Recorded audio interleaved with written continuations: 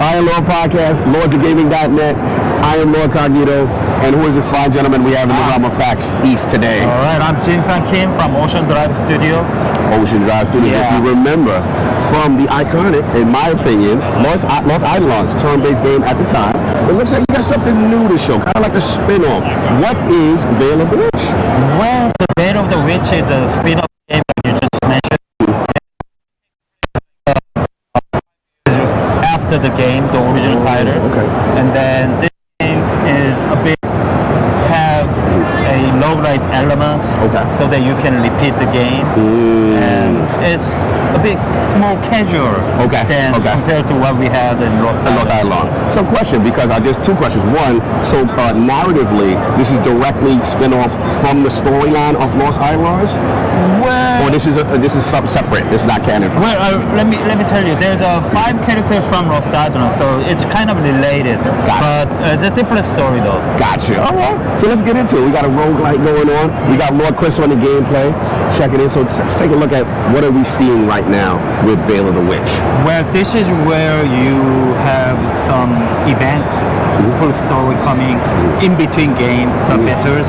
Gotcha. Before in Lost Eidolons, in our original title, there will be like a hour-long battle, and then we have like another 30 to whatever minutes of the camp section where you get to do some quest or talk to your friends and stuff like that. But then this time we have like a 20 to 30 minute battle, and then you have like a 1 or 2 minutes of event where you get to talk short. Gotcha. And then you jump into the battle. Nice. So it's all about the battle. All about the battles now. We're getting right into it. And I see our grid life formula, and then we got our commands, we got magic, swap weapon, wait, and we got I'm assuming our cast of characters right now that Chris is controlling. All the fundamentals, like the mechanics, are the same from the Lost Eidolons, but we kind of made it easier. And then also like the huge difference is that each character have a fixed class, so that you can focus on like the class element and then building the character itself within the class. So you're given any class will be given there are 24 skills, but then you won't have it all. So you go through the games, you get to choose which one. So you will have 4 or 5 skills, and then you get it. You get to choose how where sinners you can make out of those skills. And try to create those synergies among other characters. Interesting. So you guys go with the predefined, but all these different abilities. That is awesome. Lord Flame, any questions you have right now? I don't know if you played Lost Eidolons, but just in what you're seeing right now from the turn-based and the setup. So from what I'm seeing, that there's elevation as well as different things. What kind of bonuses do you get for being on top or on the bottom? Is it kind of like... Well, actually there isn't the top or bottom elevation things. Just flat. Okay, never mind. Yeah, no worries. Yeah, because I thought at one point that it might have been higher as well. Yeah, based on the way the map will look. Yeah. Because I played certain tactics games. Cool. All right, now I would consider your characters would be more hero type characters. Do you get to engage in other versus other hero type characters throughout this? Yes. There will be some boss characters and some monster characters, and there will be something like a zombies. We wouldn't call them zombies in the game, but we call them colons. But there are. Why did you take the direction of kind of honing skills for each character instead of being like Lost Eidolons? Or the other one where you can kind of grow your character the way you wanted it to be? Well, that's because we want you to focus on skill building, not class customizing. But then we couldn't let it go. So for the main character, you can actually upgrade main character so that she can have each of other characters' class. Like a fusion. So, but main character is mandatory for the quest. For the quest. Gotcha. So you can choose any class you like her to be, or her or him. So and then you choose others. Now, throughout this whole entire time, you only really play as those hero classes. You can't have like swordsman or anything like that because you want to leave that with your original game, correct? You want to kind of keep that separate, right? You understand? Like, are you going to be introducing other classes like the swordsman classes and other things like that into this, or are you trying to keep that separate? Well, the 9 characters have 60 classes. Okay. And they are all different from what we had in Lost Eidolons. Right. And then each character can advance their class into higher class. Okay. 2 times. Okay. And then the main character can change the fusioner class, not like the exactly same as the other character. Like a little bit, like so a minor. half of his class and her class. Fusion. Okay, got you. Now, what I just saw, which I thought was very interesting, was in the midst of the battle, the objectives changed. And he had the ability to, like, it basically said that to complete this in 3 turns, to either escape via one road, escape via. So, does that change player agency in the map? These type of events happen often in the battle? Well, like you just saw, it changes because when you want to kill them all, they will get you like different like buff. Okay. And if you choose to just run away, you will get another like different buff of like movement increase. Okay. So like that's one thing. Another map we have the monster in the cage, and you can actually choose to let it out to help you, or you can just leave it on and kill the others, and then kill the one in the cage as well. If you want extra like abilities and stuff, points and stuff. Okay, all right. So it's all up to you. It's the choices always matter. So I'm noticing there's a lot more choice in terms of how you handle combat, and then like you said, either encountering, making something a companion or someone an enemy based on how you act. And as a result of that, there's I'm assuming risk rewards with the kind of things that you gain. That's right. Okay, interesting. Peter was going to jump in. You had a question? Yeah, like I can see that you were allowed to like go through like different stances and things like that. How does that affect the gameplay of each individual player? Well, that one was actually could be dealer or tanker. Okay. So he has the ability to become a dealer. Yeah. If you have another extra tanker, it's up to your like characters and how you build your characters along the game. Okay. So he is kind of a boss type. Yeah. No, that's cool. I love the customizations. No, it's so cool. Like again, this different direction you guys are taking, and I guess my main question is, now with Veil of the Witch, what are some of the things that you learned now from coming from Veil of the Witch, from Lost Eidolons, the original game? A lot. Actually, in Lost Eidolons, if you remember, it was heavily story-driven, linear. We just force you to play like step by step, but and there we had a lot of feedback how we presented the story. We could have better with it, but so this time we could do the story-driven game again, maybe in a sequel. But this time we wanted to focus more on battles where we had a lot of good feedback.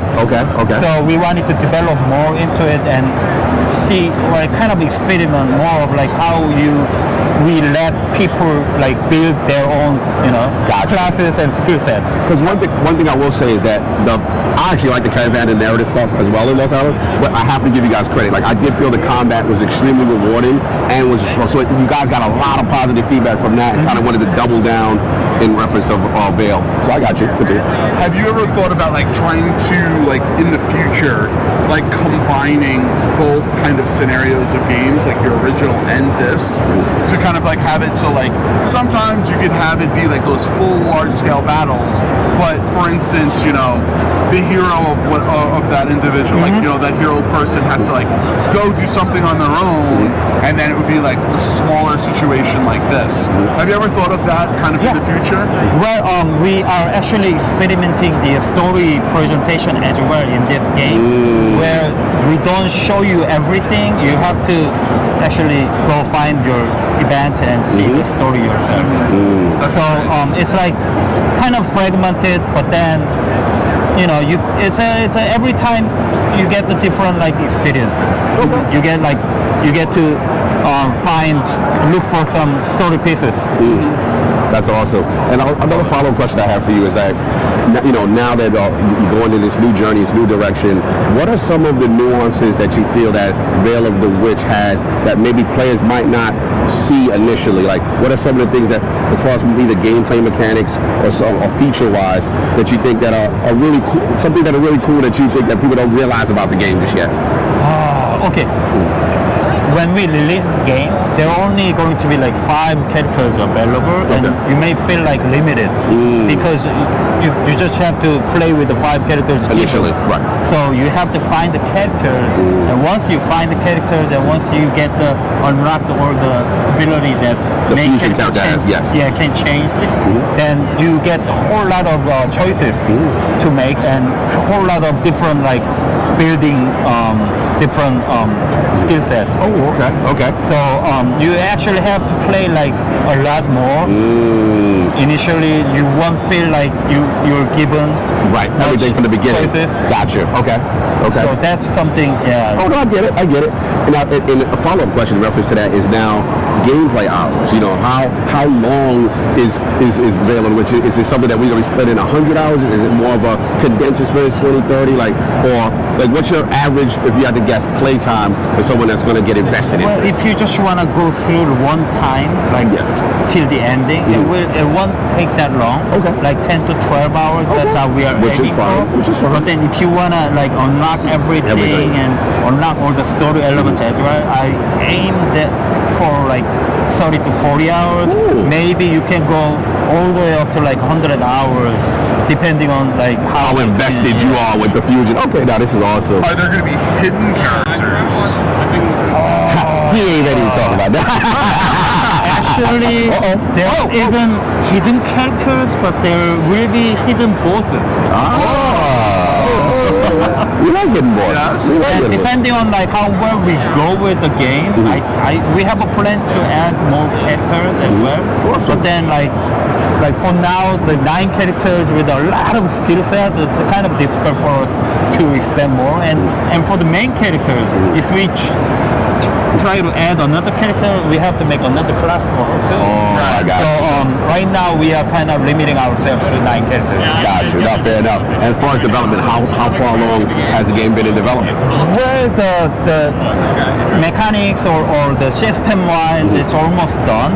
So we are right now adding more content like battles, event, more event, and more battles will reach your experience every time you play the game. Nice. So we're getting close. And then I guess a final question I have for you is this: how far out do you think we are from release? How quickly could we potentially get Veil of the Witch? We don't have to lock it to a release date, but maybe a time frame or window. Well, we are planning to go early access on PC platform like later this year, Nice. maybe second half of the year. Okay. Yeah, I hope so. And then for the full release, we are trying this time. We're gonna go full release on all the platforms like Nintendo Switch as well, because Lost Eidolons I had we couldn't release on Nintendo Switch. Right. That's correct. Yeah, we had some technical issues, but then we solved that for this one. So we're gonna go on Nintendo Switch, Nice. Xbox, and PlayStation, Nice. and PC platform all together. Possibly next next year, year. like first half of the year. Oh, that's awesome. And hopefully on a new Nintendo Switch platform. Maybe, You don't want to say You can't say it. I'll be a message. But no, that's really cool because I love the fact that obviously we're doing a small team at first, but to now expand this out and to put it on multiple platforms to get more audience, I think it's a great thing to get more people engaged with the game, as well as maybe even try to learn about the first game that gets them to here. right. Absolute pleasure. Lost Eidolons. Chris, I got to ask you some final feedback. How we feeling? How we feeling about it so far?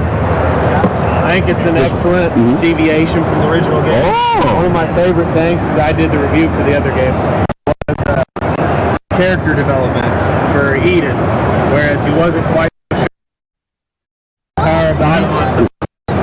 My question is there that type of character development throughout the story? Yeah, we do have character development throughout the story. And like in original Lost Eidolons, it was was like Eden to other characters, right? Yes.